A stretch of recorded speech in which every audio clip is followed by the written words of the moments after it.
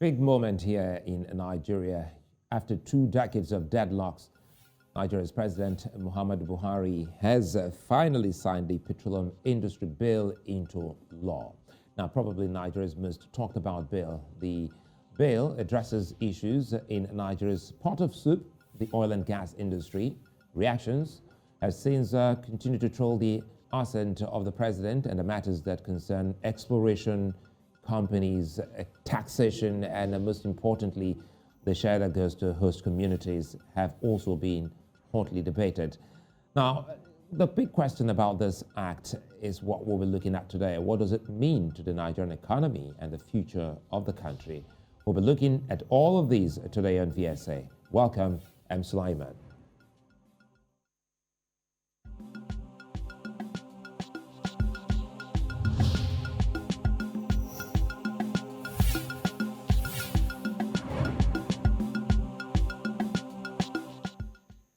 Nigeria's petroleum industry contributes about 90% of the country's exchange earnings, hence its importance to the country. It also gives Nigeria 60% of its total income, despite contributing less than 10% to its GDP.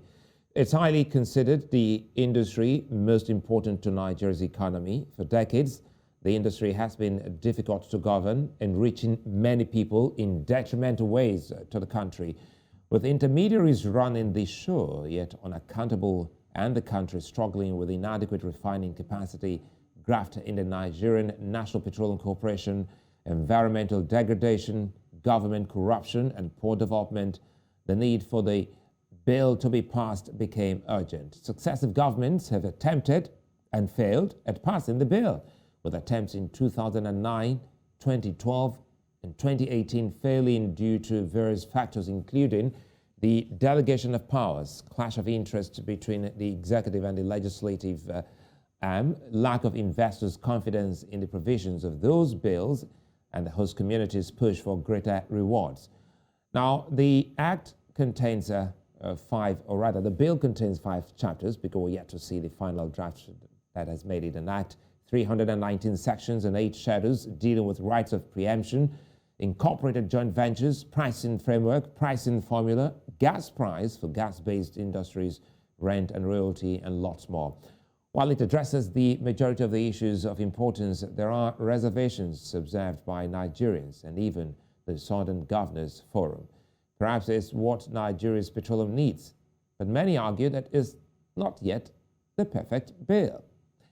Now, to unpack the Petroleum Industry Act and what it means to Nigeria's petroleum industry and the Niger Delta, I have Ajuri Ngelale, who is the Senior Special Assistant to President Muhammadu Buhari on Public Affairs, and Olorogun Jaro Egbo, who is the Media Advisor to the NDDC Chief Executive, and is also a stakeholder of Niger Delta oil-producing communities. Gentlemen, good to see both of you on VSA. A privilege to be here. Thank you for having me. Well, let me start quickly here with Ajuri, because this is something that is within government, and a lot of people, we've seen Mohammed Barkindo from OPEC also writing a letter congratulating President Buhari. The bill is finally passed, it's now an act. So what does this mean to the Buhari administration and the country as a whole? Thank you very much. For us, this is the culmination of a very long journey, not just for the country, having been on the table now for 2 decades, but really even for this administration. You rightly recalled that in 2018, there was a failed attempt at passing this particular legislation in a sentable form. And that was really largely because you had special interests within the highest echelons of the National Assembly at the time that felt that their attempt at the PIB was an opportunity to essentially add in stipulations that would necessitate and mandate the sale of NNPC to some private hands that we don't know. The president saw that and immediately rejected it, which is why we had to embark upon a new process. And then, of course, under the Ninth National Assembly, we had a much more consultative arrangement in which we were able to get the IOCs at the table, the leaders of the communities in the Niger Delta at the table, the heads of the executive and legislative branches at the table. And we were able to finally hammer out a legislative instrument in the Petroleum Industry Act that really is a win-win for all sides. And I want to be very clear and specific about what Nigerians have to gain with this particular legislation. First and foremost, there's predictability for investors. They know exactly what they're looking at when they invest in Nigerian oil and gas fields now in a way that they haven't in decades. There's predictability in terms of what is expected of them and what is not expected of them. In addition to that, we are seeing a transition of the NNPC as the kind of bureaucratic, slow to adapt government agency that has been for 40 plus years, now to transiting into being a more commercially focused, independent, profit-seeking entity, a business entity that is really now going to be, positioned and, kind of established as a similar outfit to what you have with Saudi Aramco and Rosneft in Russia and many other international oil companies that are really professionally designed to achieve an aim that is not political. So you have that. And then we put in place timelines, specific timelines within the act that must be adhered to. So this transition from NNPC being what it is to being Nigeria National Petroleum Company Limited as a company operating under the CAMA Act, that process is going to be undertaken over the course of the next 6 months from the day of signature, which was yesterday. And so there you have that. In addition to that, you also have other measures for transparency. So now within the Petroleum Industry Act, you now have, there's now a mandate for an independent annual, every single year, there will be an independent financial audit of the new Nigerian National Petroleum Company Limited. There's also going to be mandated within this act an independent annual audit of even the oversight agencies that are created by the Petroleum Industry Act. That's the the Nigerian Upstream Regulatory Commission, as well as the Nigeria Midstream Petroleum Regulatory Agency. They are going to be vetted even themselves. So you have that. And then there's a robust set of tax reforms that we put into the PIA, which basically for the first time offer clear, verifiable penalties, and very significant ones, not small ones, so very significant financial penalties. I'll come back to you, Ajuri. Sorry to butt in there. I think quite a lot for us to chew, and one big one is that, Nigerians now know that in the next 6 months, the NNPC will be going full commercial, and that's another big news that you have just dropped for us here. Quickly, let me bring in Olorogun Jaro, and again, thanks for joining us. Listening to Ajuri Olorogun Jaro, what does this bill mean to your people? We're talking about the oil-producing communities, especially those in the Niger Delta. Well, thank you, Suleiman. To us, it's the watershed. The Act, the Petroleum Act, actually repealed the Petroleum Act that was 1969. Of course, that was my age, so it repealed a bill that's as old as 52 years. So that for us is very remarkable, and the president kept his campaign promises to the oil producing area that when it comes, he's going to clean up the mess. But having said that, I will speak as a stakeholder. You ran down all the chapters in the bill, but I will speak more on chapter 3, which deals with the host communities development.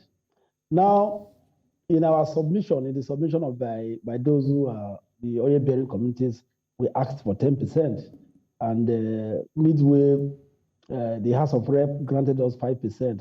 But somehow, the Senate, they gave 3%.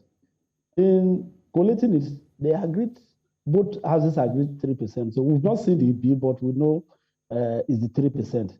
Now, the issue is not even the 3%. People have been talking about the 3% vis-a-vis the 30% that was earmarked for frontline exploration. The danger there is this. The bill says that 75% of the 3% will be used for capital projects. Then provided 20% for reserve, then another 5% for admin. But there is a proviso to that provision, which says that any host community that there is any time there is chance of vandalization, that community will forfeit its own share of the 3%.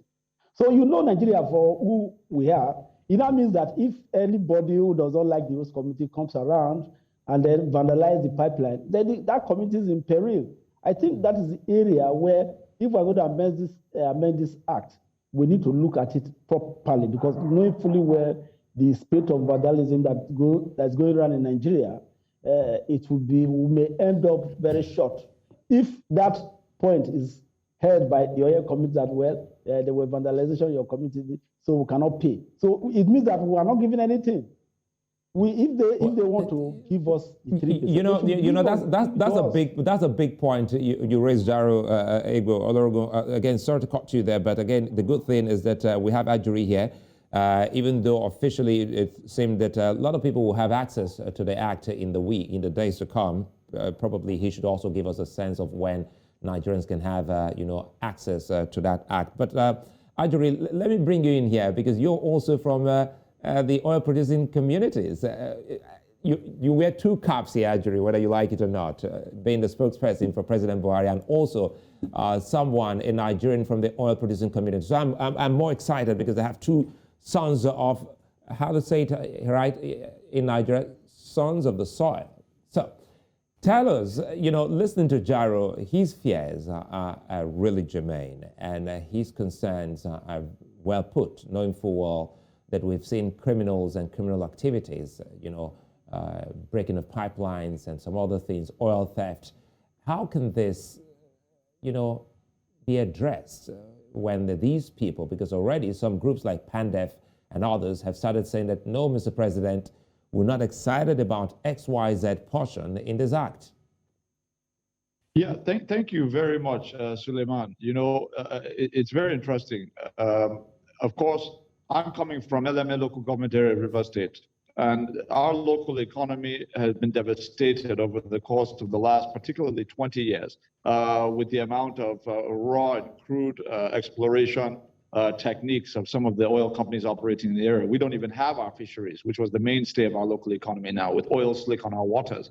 Now, with that said, I think when you look at this, the Host Communities Development Trust, which he has spoken a little bit about, it comes into effect within 12 months. So there's a timeline, again, tied to it, similar to the 6-month timeline on the transition of the NNPC to being limited liability company. Now, the reason why this is important is he laid out the percentages, but it's important to know what those percentages achieve. When we talk about 3% of the total annual operating expenditure of the oil companies, both international and the local players, being set aside for the Host Communities Development Trust, HCDT, you're really talking about an annual operating expenditure that was $16 billion last year in Nigeria. $16 billion. So when you take 3% of that, you're looking at over $500 million. And what we are saying is that that quantum of money is literally more than what NDDC sees in a year. So the trust will be making more money than what even NDDC is seeing. And that is only for our host communities, not to be manipulated by state governors and other political actors. So that's number one. I think number two is, to his point, when you talk about the concern about the proviso that says that any vandalization of infrastructure, oil and gas infrastructure in the communities would basically lead to a subsequent forfeiture of that community's share of the Host Communities Development Trust. I think it's really important to understand the background. We're coming from a place where most of the activities we've seen with vandalization and et cetera, overwhelmingly, of course, come from the communities. Why? because in the decades past, of course, NDDC, as we all know with the forensic audit, NDDC over the past several decades has not really been functioning well for the people of the Niger Delta. I know from firsthand. Then, of course, the state governments, have they done well with derivation in the Niger Delta states? Overall, cumulatively, I don't think many Nigerians would say they have done very well with that derivation formula available to them. So what we are now saying is, because of the lack of development in these communities, they have resorted to breaking pipelines, getting their own piece of the cake, basically by fire, by force, getting their hands on the oil, illicitly refining them in these illicit crude sites, etc. So we know what the history is. So what we're saying now is that once you are provided, and you are at the table. So this Host Communities Development Trust is being run by the leaders of these communities. So we are saying you are now at the table. The infrastructure we're building in your communities with this trust fund is going to be administered in part by you directly, not by some state governor or some federal appointee. So what we're now saying is, based on that, it is in your interest, all right, for the infrastructure that provides for this development trust to even be in place, right? The pipelines, etc. For you to not just not vandalize, but for you to actively defend that infrastructure, because really that is the source of the trust fund. So for us, there must be accountability. We must be, in as much as we are holding the international oil companies accountable with the provisions within the Petroleum Industry Act, we are equally holding the communities accountable to say, look, you have a stake now, unlike before where politicians were stealing money that you should have had. You now have a stake. So if you defend this infrastructure, your trust fund money will be there. But if you fail to, right, you can't have your cake and eat it too. You can't be vandalizing the lines to make money and then be eating from the trust fund as well. And that's the point we're making. So we are actually very, very satisfied that this provides a level of accountability for our communities. And I say that as a son of River State. Well, it doesn't look, it really doesn't look pretty bad from your explanation. I'm hoping that Jaro will also weigh in on this, and because Jaro, what Ajuri is saying is more like the people, owning their own resources, watching over what brings, gains and development to their communities. Listening to him, one of the key things that comes to mind, I'll let you react, but again, I want to also put this question before you, Jaro, and it has to do with some of the key things Ajuri also mentioned. He said something about his area, where we have seen, like so many other places in Nigeria's Niger Delta region, environmental degradation owing, coming from the oil exploration activities there. Does this act address, those people and how their lives can be fixed and returned to normalcy? Because at the moment, we know that a whole lot of communities, Jaro, are still crying out to government for some cleanup. I think to a large extent, if we have had this kind of bill before now, what is happening in Ogoni will be, would have been there, because actually, if the oil companies are faithful for the 3%, it's enough to take care of the those kind of issues about degradation and oil spillage and the massive environmental suffering that our people are suffering. For my brother, actually, he knows very well, his place LMA is host to one of the biggest petrochemical in the nation and all that. And they see it every day that it is not something that we just look at. I think the president meant well in this bill, but somehow we lost some substantial part of the gains were lost to the ostrich trading that took place in the National Assembly. I'm not too satisfied. I'm happy as an APC man that it's during our time, during the present time, we had this kind of a bill. But there are several booby traps there. I think can we start talking about some of the booby traps, Olorogun, so that at least Ajuri, who is right in government, can also help us, make clear or give answers to some of these now that we already have an act. You see, I read the schedule, I read the chapter 3, like I told you, and then who is a host community? Who is a host community? You know, this thing is not the way. It's not as simple as it seems to be, because these are things that will bring so much crisis to the oil communities if these things are not well defined. And then this vandalization we are trying to prevent, we of course say, well, community A like Ajuri, Eleme is saying they are host community, but Eleme is itself close to Ogoni. If you say, okay, these people are not producing, so this money is meant for Lagos, of course they will come in the night and bust all the pipes and then vandalize the pipes. And then the oil companies are saying that, oh, when you vandalize any pipe, then you forfeit your 3%. So that is the booby trap I'm talking of. We really need to sit down as a people to define some of these fine prints. Who is a host community and who is not?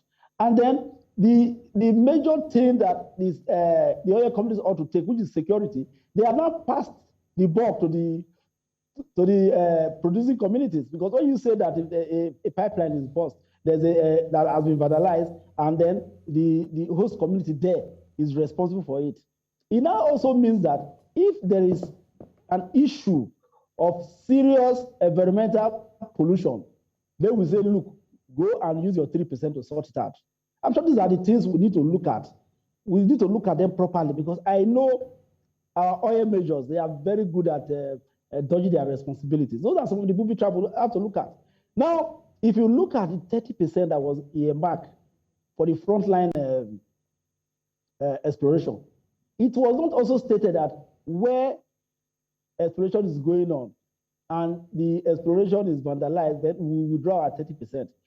We are all aware that there was a time in Maiduguri where people were exploring oil, and then the Boko Haram attacked the NNPC personnel. We lost some lives. So if it is good for the certain people to bear the cost from their 3%, it should also be good for those who are doing frontline to also take such responsibility. So we know it's a shared responsibility, but it shouldn't be for only the certain people to say that when there's a vandalization, when pipelines are broken, then we pay with our money. Those are some of the booby traps we need to address as a people. If we don't, and then also define clearly who is a host community, who is a pipeline community, if these are not addressed properly, then of course we will have so much problem in the region. Those are my fears. Well, Ajuri, you've heard him, and again, those are germane points talking about, some communities don't produce oil, for sure, but the pipelines go, through such communities. Do they also qualify as host communities? Keep in mind some of his fears and his concerns. For instance, some criminals knowing full well that they're not getting from the gains of oil-producing communities, and if the pipeline or the communities hosting the pipeline or having the passage of such pipelines, these are some of the key things that some legal minds are already looking at now. So let's quickly go back and see if we can actually answer some of his concerns as shared also by his people. Who is a host community, as indicated in the Petroleum Industry Act? Yeah, thank you very much, Suleiman. So, of course, a host community can be defined as any community that is actually bearing oil mining fields where licensees are operating, whether it's onshore or et cetera, et cetera. So if you're looking at the definition, I think the definition is already well established. If you're not producing oil and gas in your community, then you will not be represented as a host community. If you are, then you will certainly be represented as a host community according to the Act. So that's that. But I think there are a few germane points you mentioned. First of all, I think it's really important that we clarify that the Act does not necessarily state that the issue of on the issue of vandalization, that there's just a zero payment. For example, if you have some vandalization. My understanding of the Act, and I think there are some areas, and this is one area where I fully agree with my brother. I think there are definitely some areas where there could be a little bit of gray that needs to be made black and white. And that's why the beauty of this document is that it's a living document, meaning that it can be revisited and it can be amended. But now it's a law, and we can always revisit wherever there are gray areas. And I'm sure that the president, as an open-minded man, is somebody who will definitely want to optimize until we get the perfect. But we're very satisfied with the way it is now in the interim. What we're saying is this. My understanding of that portion of it basically says that if you have vandalization, the cost of repairs of that vandalization would now be deducted from the trust fund allocation to that particular community. That's my understanding of it. I don't understand it to be a zero payment automatically if there's one small infraction or whatever the case may be. I think that's important to note, because that's what justice is about. If something goes wrong, then certainly somebody will bear the consequence, and the people who bear the consequence naturally would be the inhabitants of the area normally.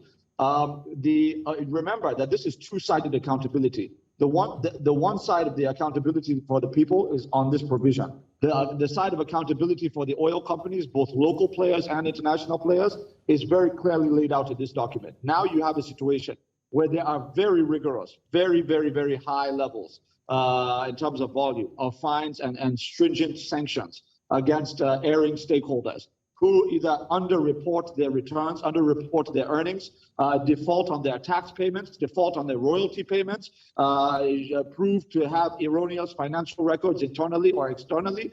These are things that will now attract a very heavy sanction. So the oil companies within this act are also being held. Their feet are being held to the fire, just like the communities are now being held responsible for what is taking place in their land, which I believe is a fair play. We cannot pretend that only the oil companies bear responsibility for the problems in the Niger Delta. We have to own the fact that our communities have played some role in terms of the environmental degradation, and we also have to own the fact that the politicians and the political elites in the region have mostly failed on the part of leading the people of our region and developing the region for our people. So it's a collective effort, and there must be collective accountability, and we believe that this act provides that. The last thing I would just say on this is that when you also look at the act, I think one of the major important points that really hasn't gotten a lot of airtime recently is that in addition to Host Communities Development Trust, you also have a separate mandate on environmental management. For the first time, it is written in law about the fact that licensees who are operating in any onshore, deep offshore mining field, that they must, it is their responsibility, they bear the responsibility to fully rehabilitate and mitigate any adverse impacts that their exploration activities are having on the land in which their license is operating. And this is historic. It has never happened. And that puts us in a position that 20 years from now, we will not have to be chasing these people in court, saying you should come and clean up. No. It's in the law. So they have to do it year on year on year within the year as they're exploring. And that's very, very important. Can I just say one more thing, Suleiman? He raised the issue of the 30% for exploration. Unfortunately, in the country, we have developed a habit in recent times, particularly since President Muhammadu Buhari took office. The public analysis has really been unfortunately filtered through this kind of ethnic and religious lens. Even the well-meaning things that are happening, it's interpreted through one wicked lens of ethnicity or religion or the other. I want to be very clear. The 30% for exploration activities is not only for northern Nigeria, it's for all parts of Nigeria, number one. Number two, anytime we find new oil and gas fields and we are able to tap into untapped potential reserves, it is to the benefit of the entire nation. That wealth, just like the oil wealth from the Niger Delta has benefited Nigeria, the oil wealth from these new frontiers that we're exploring in will benefit the entirety of Nigeria. And unfortunately, the analysis says, he's only a northern president helping the north. It's such nonsense. I think we'll come back. Ajuri, sorry again to cut you there. We'll come back and talk more on these. Because keep in mind, some of the key things we've been able to get here now is about the NNPC going full commercial in the next 6 months. Right. And you've also been able to say something which Jaro raised, and that's looking at communities owning the common, good of their land. And that's another big one there. And also that definition of who is an oil-producing community then means if tomorrow oil is being found in the north of Nigeria and is being explored, that state or that place automatically becomes an oil-producing community. When we come back, we'll be looking pretty much more about, the tiny bits about what we are likely to see with the NNPC. And again, if the petroleum subsidy will remain or be taken off, plus some other things that the communities will be asking. Stay with us.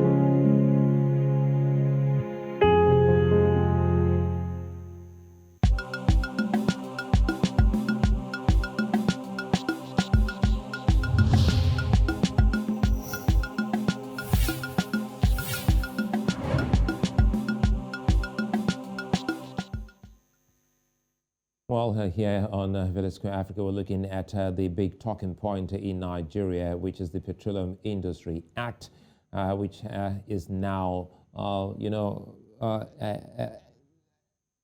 the crux of our conversation today. I'm looking at some of the key things we raised before we went on the break, and it has to do with some nitty-gritty about the country's petroleum company. But again, the PIB has just also been rejected by just some section of the Nigerian populace, with some groups describing it as provocative.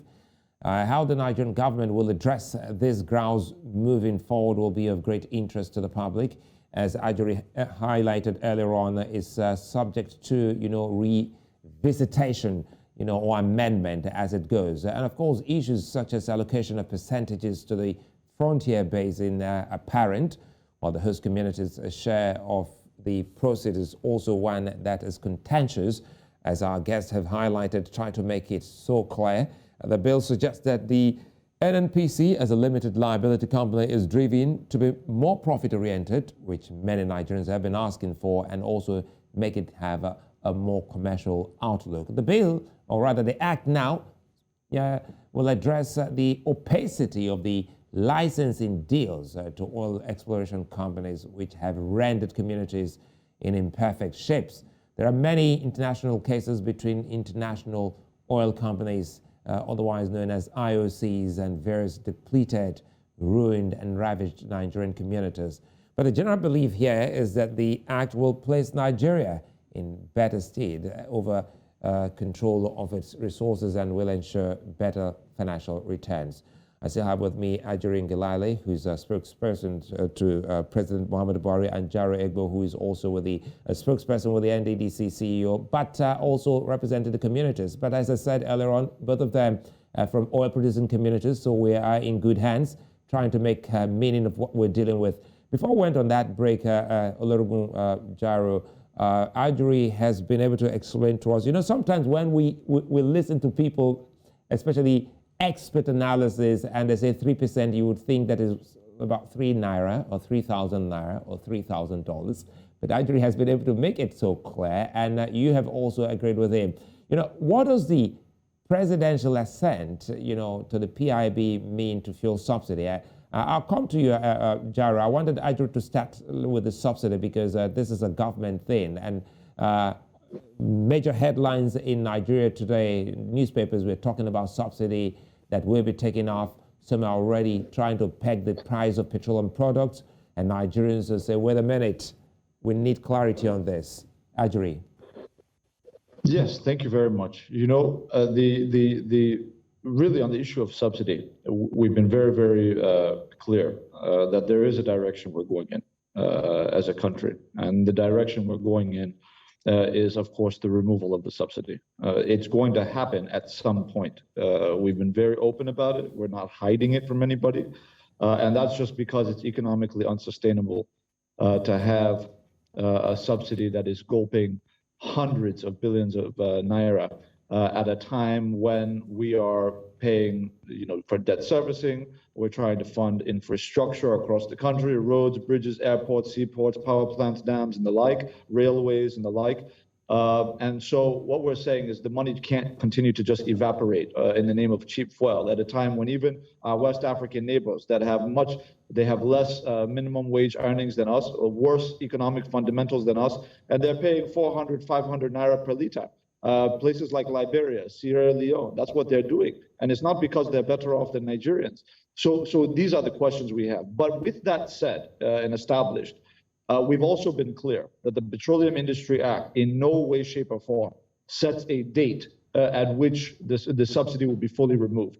What it does provide for, however, is a framework through which we can deliver a wholesale deregulation of the entire oil and gas industry in Nigeria. And that's what we are going to do. The framework is now there, but we are not in any way bound by the act to immediately withdraw it, as is the fear of so many people. We have no such plan. We continue to be engaged in very serious negotiations with the labor unions around what the right solution is, the right ameliorating remedy is in the immediate term to be able to give Nigerians the support they need, even as we do what we must do in the interest of the nation and the national economy. So this is where we are. We are not immediately removing the subsidy, but we are openly telling Nigerians that certainly the time is coming when the subsidy will be now removed. that they understand that at some point it will still happen. But quickly here, there are also key things that we must also look at here. For instance, currently Nigeria has about 8 oil-producing states. Does this act allow more states to join? And if that will happen, how does it, hope to affect other states and their communities? And this is why it's important to note that this is a living document and that it's amendable. It's a malleable document that as we move forward, we make the needed adjustments as required. But I would just say that as we are exploring more and more of these frontier basins, there's no doubt that you are going to have the nature of the country should be one where everybody benefits from everywhere, not one where everybody's benefiting from the Niger Delta or everyone is benefiting from farms in the north. Everybody should benefit from everywhere. And that's the underlying thrust of the policy, saying, look, if we can get those untapped potentials tapped, and we can take our oil production from the current approximately 1.5 million barrels per day because of the curbs, usually 2 million barrels per day, up to 3 million barrels per day, which is the target set by President Muhammadu Buhari, then we're really going to be in a position to have these oil-producing communities around the country where they're going to enjoy the Host Communities Development Trust. They're going to enjoy increased revenues from derivation principle. They're going to enjoy all of these interventions, as well as, of course, the Niger Delta. And that's really kind of the future of the industry. And with that said, I would just add, Suleiman, that moving forward for us, it's really very critical that we also remember that with these reforms that we're putting in place, that we are expecting a windfall of $1.5 billion of annual revenue that we would not have had if this act was not signed into law. That's why the president did not wait to sign it, wait to come out of quarantine before he signed it. He wants it in effect now because... Quickly make clear, Ajuri, make clear, how is this going to happen? Where is it going to come from? Yes, thank you very much, Suleiman. So we have, right now, we have about 4 high-functioning deep offshore oil fields. Okay, we have about 8 deep offshore oil fields ready for exploration. We already have quantified the reserves. We know what is there. The oil companies know what is there. The infrastructure for production is already on ground. All the international oil companies have been waiting on, the Chevrons, ExxonMobil, Shell, and others in the deep offshore. All they've been waiting on is the final outcome of this Petroleum Industry Act and whether or not it offers the incentives they require in order to commence production. Right now, I can say on this network that the Petroleum Industry Act does contain the needed incentives for a win-win, not just for the investors, but for the Nigerian nation. And as a result, those 8 blocks, those 8 deep offshore fields will commence production very, very, very soon. And that's where the extra annual revenue of $1.5 billion plus will be coming from. And that's just one benefit out of many. You know, I'm also looking at the issue we started off, and that has to do with the 3% of going to the host communities. Recall, their desire before then was to get about 5%. I know the agitations are still there, and I know you've been keeping tabs on, trends, especially from oil-producing communities. It's not going anywhere, anytime soon. It's not going away anytime soon. And what form of conversation do you think the government and the people should be having? Now you're having a conversation now on News Central and different networks, which you ultimately will be going around. Is there going to be a town hall meeting, a community face-to-face with some, leaders in these communities who can actually speak to their people to say, hey, wait a minute, this or these are the explanations and this is what we're getting truly is just not like 3 naira or 3%. Right. Thank you very much. So really, for us, we are working to ensure that we separate political posturing from the legitimate concerns raised on the part of stakeholders in the region. And the reason why I want us to delineate that is because when we say the term Niger Delta stakeholders, everybody appears to look the same, but not everybody is the same. There are those who supported Atiku Abubakar for president in 2019 and lost out, right? And used the toga of Niger Delta agitation as a means of just fighting government for political purposes. That's separate from the legitimate concerns raised by some Niger Delta elders who are basically saying, look, we can do more, etc. On the part of those with legitimate concerns, we are saying this is where we are. We are going from $0 going to the host communities, $0 to having essentially what is another NDDC, but a much better, of course, a much more independently managed version. I'm talking, when I say another NDDC, I'm not talking about the organization. I'm talking about the amount of money that will be run by the institution, the trust that we're talking about. The same amount of money as NDDC or more as we move forward and production ramps up because it's 3% of whatever we're expending in the sector. So when you have that, when you go from $0 to 500 million plus, eventually it'll go up to $1 billion with where we're going, right? Every year, then you know that a lot is going to be happening in favor of these communities. Certainly a lot. Sorry again, Ajuri, too bad. I think I seem to have lost connection to Jaro, who's a spokesperson to the chief executive. Is Jaro?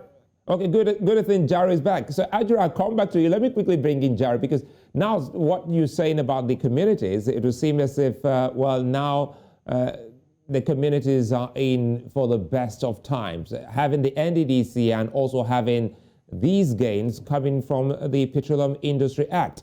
Jaro, well, good to have you back again. Is the NDDC happy with the Petroleum Industry Act as an agency? Jaro. Question, sir. So let me just hang up so you can hear it. Stand by, sir. Apologies for that intrusion. Quickly here, I think, Jaro, if you're back, if you can hear me, we're trying to look at some of the key things here. Well, it doesn't look like Jaro is on live. Apologies again, Ajuri. Let me come back to you, because some of the things you raised here, for the people in the region listening and watching, it looks like 2 key things or 2 key gains. First from the agency, which is the NDDC, taking care of the region, and now the gains that will be coming from the Petroleum Industry Act. So if all works for good, what kind of region or what kind of development are we likely to see in Nigeria going forward? My dear brother, you mentioned 2 major legs of the intervention, being NDDC, that hopefully will be working much better than it has in the past with all of the reform measures undertaken by Mr. President. When you look at the forensic audit and some of the reforms that are taking place there. But in addition to that, the Host Communities Development Trust now. But then there's a third leg that we also need to mention and remember. 13% derivation. It's there, but it's going to the state governments and in the oil producing region.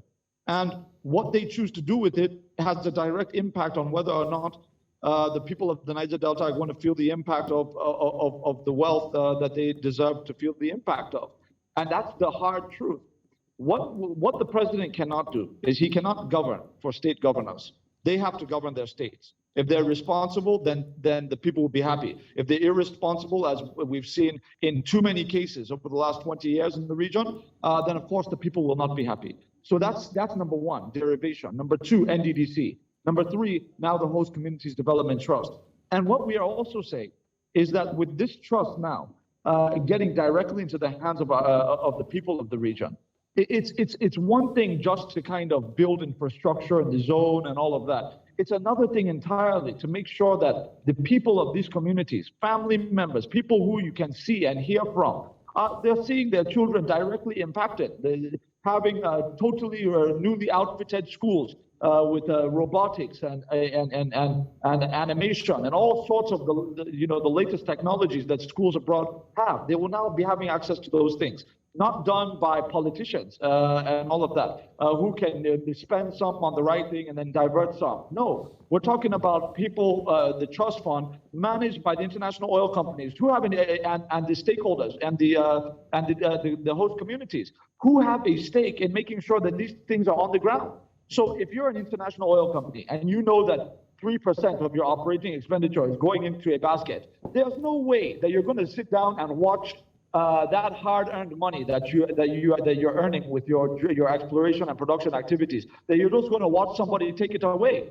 With derivation, again, happen, just give me a moment here, Ajuri. I see that Olorogun Jaro is back. Again, I'm happy that you're back. Olorogun Jaro, we're talking about some of the key things, expectations for the communities, especially the oil-producing states.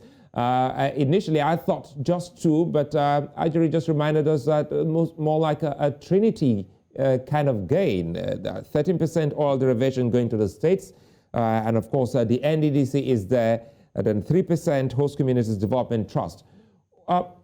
How does this good news, how are you people receiving? Now I'm talking about the agency. How is the NDDC receiving this good news, and how you also communicating these gains to the Niger Delta, oil-producing communities?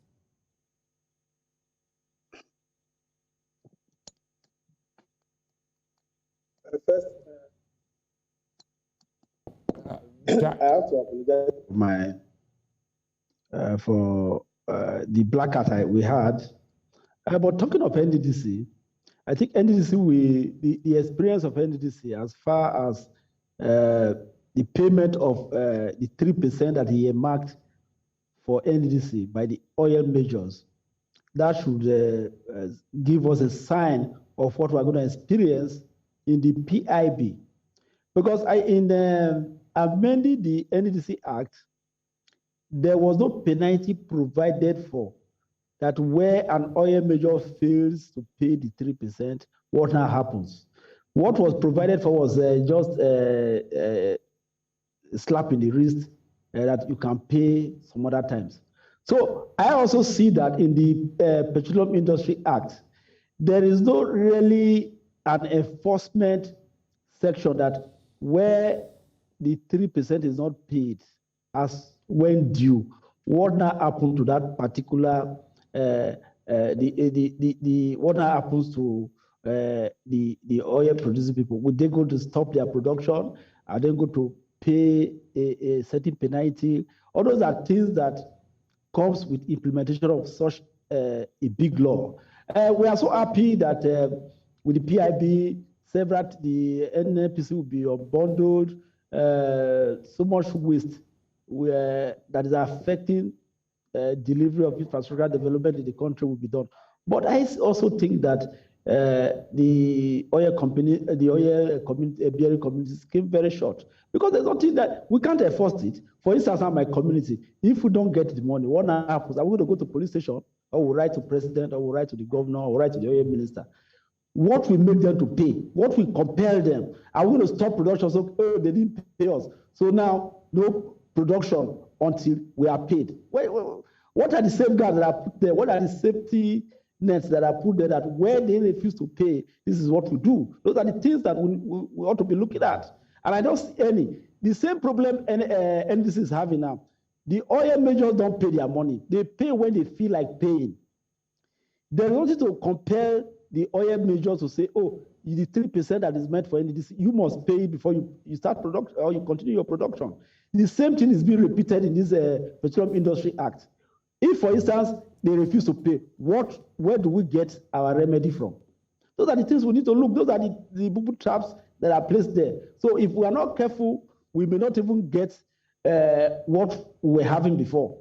Those are my worries, and worries of those who are from those oil-bearing communities. And I'm sure my brother Ajuri, we also understand what I'm talking about here. Let me bring Ajuri then. In that case, let me apologize again. Let me bring in Ajuri because you've raised a very important aspect. Ajuri has seen the act, and if you say there's nothing that will compel, the oil majors, to give in this percentage to the oil-producing communities, then we seem to have a problem. Ajuri, you had Jaro.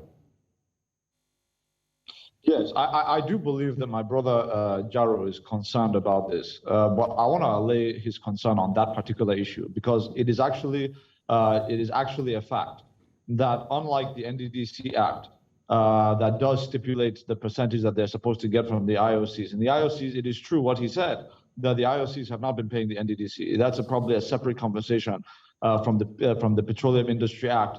In this act, we actually have it in black and white, what the penalties will be for the non-payment of all of the royalties, allocations required to the trust fund and all of the other aspects of the act. It's an act that has integrity, meaning that everything is linked together.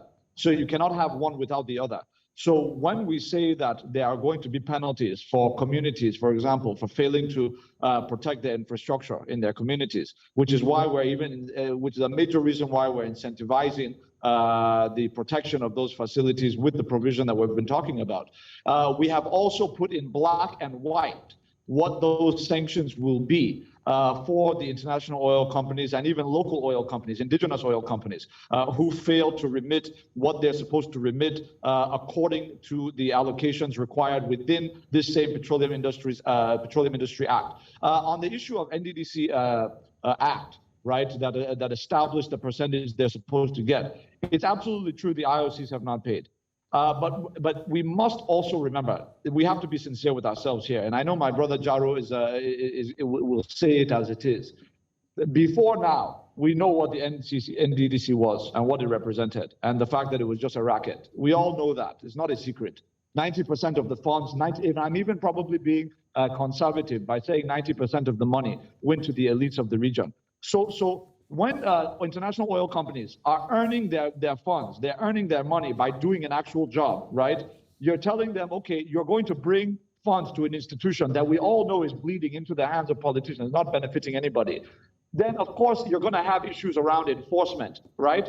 This is a little bit different because we have it in black and white in the act that this is the punishment, this is the consequence for not doing it. And in addition to that, they also know, the international oil companies with this host community development trust, that they're not dealing with fat cat politicians now. They're dealing with independent actors in conjunction with the actual host communities themselves. So any attempt on their part, I'm saying it openly, any attempt by any of these indigenous oil companies or international oil companies to refuse or to shortchange that allocation to the host community development trust, there are very heavy and painful sanctions waiting for them. And I'm sure because they like their bottom line, they will not play with it.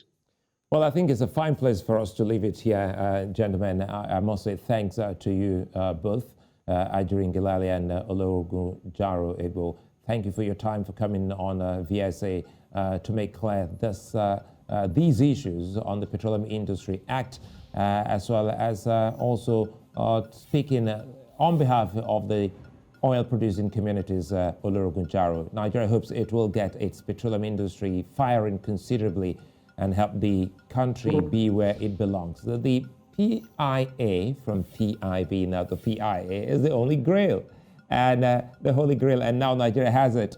So the best is expected. We'll keep talking to communities and those concerned. As Ajuri highlighted, it is something that is also subject to a review. Many thanks again for watching. I'll see you tomorrow. Bye.